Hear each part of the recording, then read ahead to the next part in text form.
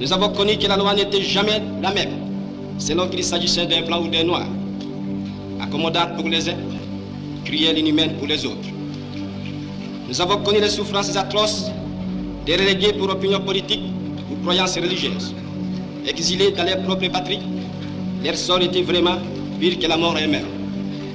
Nous avons connu qu'il y avait dans les villes des maisons magnifiques pour les blancs et des paillotes croulantes pour les noirs. Que les noirs n'étaient admis dans les cinémas, ni dans les restaurants, ni dans les magasins européens. Que les noirs voyageaient à même la coque de péniche, au pied du blanc dans sa cabine de luxe. Qui oubliera enfin les fusillades où périrent tant de nos frères. Les cachons furent brutalement jetés, ceux qui ne voulaient plus se soumettre au régime d'injustice, d'oppression et d'exploitation.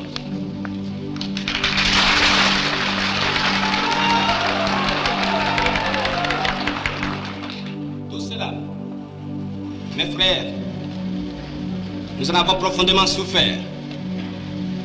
Mais tout cela aussi, nous que les votes de vos représentants élus a agréé pour diriger notre cher pays. Nous qui avons souffert dans notre corps et dans notre quai de l'oppression colonialiste, nous vous le disons, tout haut, tout cela est désormais fini.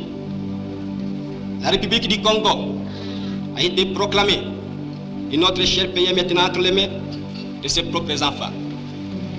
Ensemble, mes frères, mes sœurs, nous allons commencer une nouvelle lutte sublime qui va mener notre pays à la paix, à la prospérité et à la grandeur.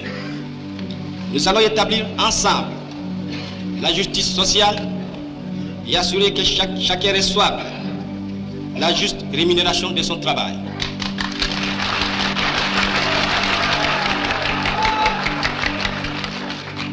Nous allons montrer au monde ce que peut faire l'homme noir quand il travaille dans la liberté.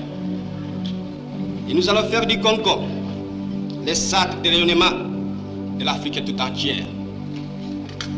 Nous allons veiller à ce que l'été de notre patrie profite véritablement à ses enfants. Nous allons revoir toutes les lois d'autrefois et en faire de nouvelles qui seront justes et nobles. Nous allons mettre fin à l'oppression de la pensée libre et faire en sorte que tous les citoyens jouissent pleinement des libertés fondamentales prévues dans la Déclaration des droits de l'homme.